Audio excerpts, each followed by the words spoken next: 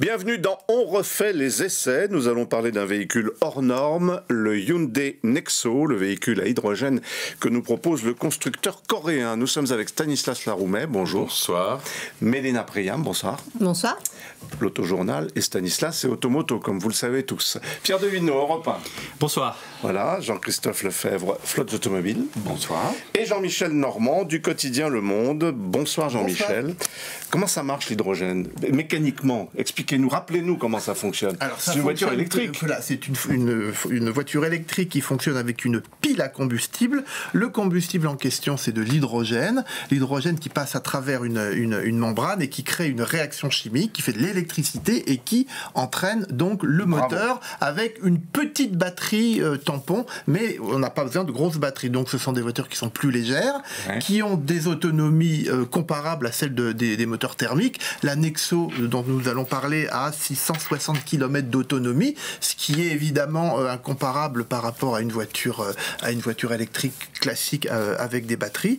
Et donc ça lui permet d'être plus légère, d'avoir une autonomie supérieure et de pouvoir être utilisé au quotidien beaucoup plus facilement. Mais, parce que évidemment il y a un mais, ça coûte extrêmement cher et ça n'est pas extrêmement rentable aujourd'hui en termes de rapport énergétique, dans la mesure où le plein pour 660 km avec de l'hydrogène est à peu près comparable au plein que vous pourriez faire avec du gasoil ou de l'essence. Donc c'est une voiture qui est très en avance, qui est plutôt on le voit sur les images, qui est plutôt pas mal, qui n'a pas le côté un peu foldingue des autres concurrentes en pile à combustible, que ça soit la Clarity de Honda, qui est une horreur, et la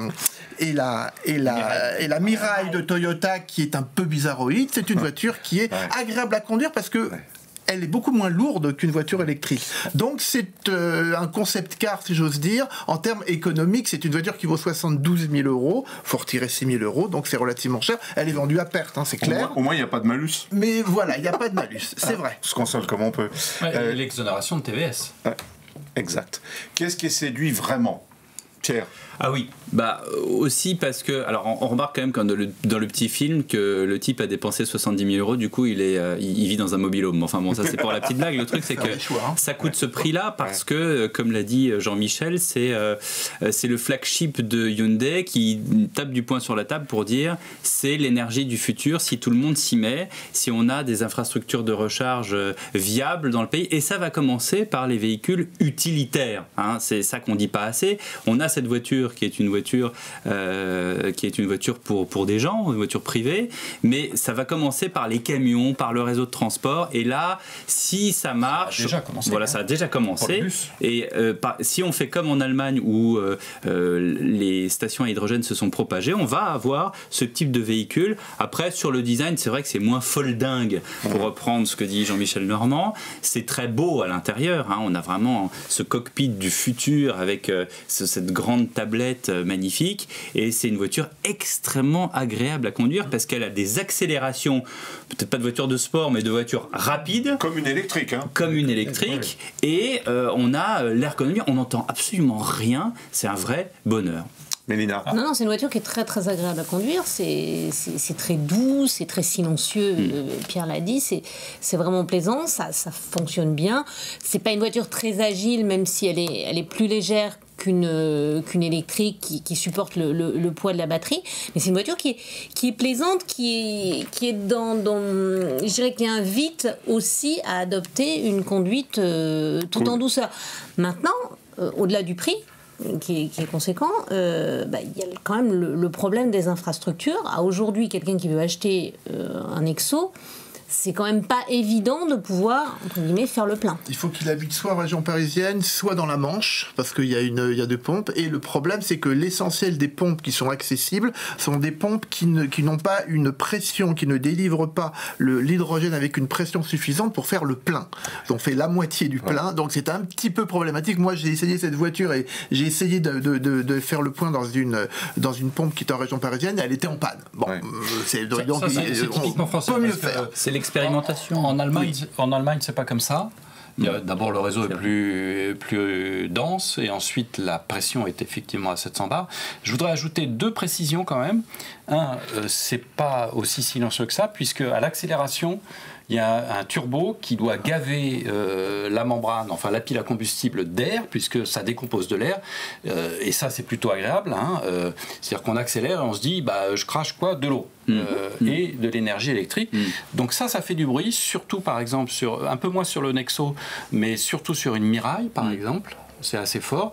Et deuxième bémol, Mercedes est parti sur la même pile à combustible, on va dire, ça c'est pas compliqué à faire, mais comme sur une hybride rechargeable, il met une grosse batterie de 12 ou 13 kWh qui permet justement de ne pas faire fonctionner la pile à combustible dans les moments de forte demande de puissance, c'est-à-dire au démarrage ou dans les relances, et à un régime moteur, c'est pas un régime moteur, mais enfin un régime de puissance stable. Et c'est beaucoup plus efficace de façon pour la consommation d'énergie, c'est-à-dire qu'on va plus loin avec le même kilo d'hydrogène, même si on n'arrive pas à en mettre 5 ou 6, mais seulement 3. Et d'autre part, c'est encore plus silencieux. C'est peut-être une solution. Il est, ça reste plus silencieux qu'un 4 cylindres diesel. Oui, mais c'est plus bruyant qu'une voiture électrique. Stanislas, ils sont très très en avance, les Coréens. Ah oui, très en avance. De toute façon, alors pour la petite histoire, j'ai dîné avec le président de Kia France il n'y a pas si longtemps que ça, à l'essai d'une voiture électrique justement. Et selon lui, alors c'est lui qui le dit et ça n'engage que lui, d'ici 20 ou 25 ans, il ne resterait comme grand constructeur que Hyundai Kia évidemment, Mercedes et Toyota, enfin en gros tous les constructeurs qui travaillent sur la pile à combustible. Donc Citroën n'existe plus dans 25 ans, mais Peugeot oui, alors je sais pas pourquoi, peut-être dans le sport. En fait, le destin de la pile à combustible, il est tributaire de la course de vitesse qu'il y a entre effectivement l'hydrogène et puis l'électrique à batterie. C'est-à-dire si les batteries ne progressent pas en autonomie et en coût, là effectivement la pile à combustible va avoir un grand avenir, mais c'est une espèce de course entre les deux. Et je pense que c'est la grande bataille d'air liquide. Exactement. Avec le gouvernement, ils n'y arrivent pas. Nicolas Hulot avait timidement lancé un plan hydrogène. Alors qu'est-ce que ça va devenir aujourd'hui? On n'en sait rien. Le problème, c'est qu'on ne peut pas avoir et un réseau d'hydrogène complet et un réseau de recharge électrique complet non plus. Au bout d'un moment, il faut choisir et il faut faire un pari sur l'un ou sur l'autre. Pour expliquer ce que dit Stanislas et ce qui va aussi dans ton sens, c'est pourquoi est-ce que ce sont les Coréens qui font ça? C'est parce que le véhicule électrique, ce sont des terres rares. Et les batteries, aujourd'hui, c'est 80% la Chine. Or, les Coréens ne veulent pas dépendre de la Chine et ne veulent pas non plus, d'ailleurs, dépendre du Japon. Donc, ils développent leur propre technologie. Et c'est vrai que dans une pile à combustible, on n'a pas de terres rares. On a quoi? De l'hydrogène. Il faut produire cet hydrogène. Aujourd'hui, c'est produit à partir de pétrole, ce qui est un peu absurde, mais enfin bon, et il faudra que ce soit produit pour être propre, avec une énergie renouvelable. Est-ce que c'est les panneaux solaires? Du biogaz, on le fait avec du biogaz.